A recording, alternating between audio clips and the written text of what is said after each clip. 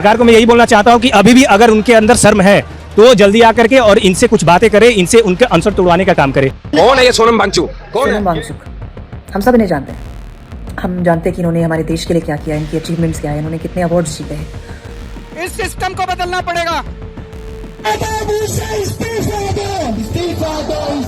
20 दिन 480 घंटे और एक सवाल जिसका जवाब अभी भी बाकी है। देश की राजधानी दिल्ली, जगह जंतर मंतर। यहाँ एक व्यक्ति धीरे धीरे अपनी सेहत खो रहा है, शरीर कमजोर पड़ रहा है, चिंता बढ़ रही है और मामला अदालत की चौखट तक जा पहुंचा है। विपक्ष से लेकर फिल्मी दुनिया तक आवाजें उठा रही है।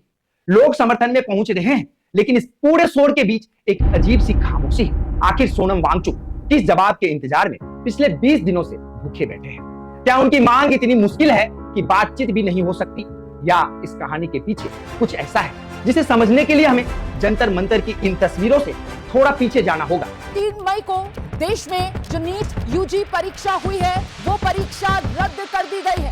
बस मिनिस्टर बन गए, उस पद को लेना या चुनाव जीतना ही लोकतंत्र नहीं होता। जनता की आवाज सुनना, जनता के मुद्दों को और जनता से संवाद करना असली लोकतंत्र होता है। हम पहले भी इस बात का जिक्र कर रहे थे, पेपर लीक की पुष्टि हो गई तो फिर नीट परीक्षा का क्या, और अब रद्द करने का फैसला। क्योंकि यह कहानी सिर्फ सोनम वांगचुक की भूख की नहीं है, यह कहानी उस सिस्टम और उन सवालों की है जिनके बीच देश के लाखों युवाओं का भविष्य खड़ा है। और सबसे बड़ा सवाल, क्या लोकतंत्र अपनी आवाज सुनाने के लिए पहले अपनी जिंदगी दांव पर लगानी पड़ती है?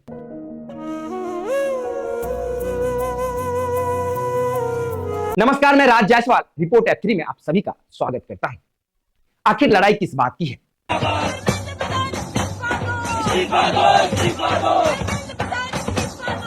अब सबसे पहले उस सवाल पर आते हैं जिसके बिना यह पूरी कहानी अधूरी है। आखिर सोनम वांगचुक भूखे क्यों बैठे हैं? उनका कहना है कि देश के युवाओं से जुड़ी परीक्षा व्यवस्था में गंभीर सुधार की जरूरत है और जिन अनियमितताओं को लेकर सवाल उठ रहे हैं उन पर जवाबदेही तय होनी चाहिए। जरा सोचिए, एक छात्र कई साल तैयारी करता है, एक पिता अपनी जमा पूंजी खर्च करता है, एक परिवार अपना भविष्य परीक्षा के भरोसे छोड़ देता है, लेकिन अगर उसी परीक्षा की निष्पक्षता पर सवाल उठ जाए तो सिर्फ एक रिजल्ट ही नहीं बिगड़ता, एक पूरी पीढ़ी का सिस्टम पर से भरोसा हिलता है। और यही से सोनम वांगचुक इस लड़ाई में उतरते हैं। लेकिन किसी ने शायद नहीं सोचा था कि यह अनशन इतना लंबा खींच जाएगा। आंदोलन से जिंदगी तक एक दिन गुजरा, फिर 5 दिन, फिर 10 दिन, और देखते ही देखते अनशन 20वें दिन तक पहुंच गया।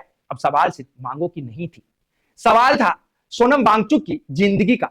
सेहत को लेकर चिंता बढ़ी, मामला न्यायपालिका तक पहुंचा और यही इस कहानी ने एक नया मोड़ लिया।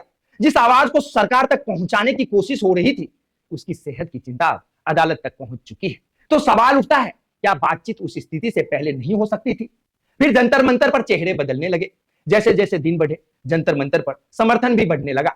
अरविंद केजरीवाल पहुंचे, किसान नेताओं ने समर्थन जताया, फिल्म जगत से सोनाक्षी सिन्हा ने भी आवाज उठाई। यानी एक आदमी की भूख अब धीरे धीरे राष्ट्रीय बहस बन रही है। लेकिन कहानी में एक और मोड़ है। बड़े चेहरे किसी मांग को सही साबित नहीं करते और सरकार की असहमति भी किसी सवाल को गलत साबित नहीं करती। तो फिर बीच का रास्ता क्या है? सिर्फ एक शब्द, संवाद। अब सवाल सीधे सरकार से। सरकार मांगों से असहमत हो सकती है, आंदोलन के तरीके पर सवाल उठ सकती है, हर मांग स्वीकार करना भी जरूरी नहीं है, लेकिन क्या किसी मांग को सुनना भी जरूरी नहीं है? अगर आरोप गलत है तो तथ्य रखिए, अगर मांग गलत है तो कारण बताइए, अगर समाधान संभव है तो बातचीत कीजिए। क्योंकि यहाँ सवाल सरकार को झुकने का नहीं है, सवाल एक नागरिक और सरकार के बीच के संवाद का है। और यहाँ हम सिर्फ सत्ता से सवाल पूछकर नहीं रुकेंगे। एक सवाल सोनम वांगचुक से भी है, क्या किसी लड़ाई के लिए अपनी जिंदगी को इस हद तक दांव पर लगाना सही है?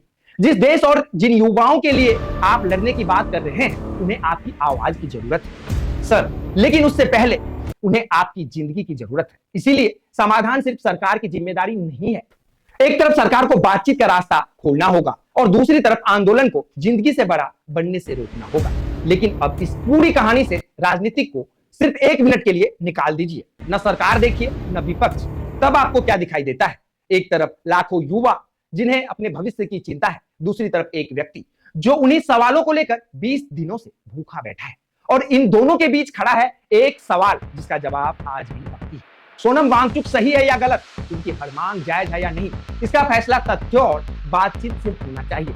लेकिन अगर किसी व्यक्ति को अपनी आवाज सुनाने के लिए पहले अपनी सेहत दांव पर लगानी पड़े तो सवाल सिर्फ आंदोलन पर नहीं, संवाद की पूरी व्यवस्था पर खड़ा होता है। और इसीलिए आज सवाल यह नहीं कि सोनम वांगचुक और कितने दिन भूखे रहेंगे, असली सवाल है बातचीत शुरू होने से पहले आखिर कितने दिन और गुजरेंगे। बाकी आपकी क्या राय है? सरकार को तत्काल बातचीत करनी चाहिए या आंदोलनकारियों को पहले अनशन खत्म करना चाहिए? कमेंट में अपनी राय जरूर साझा करें।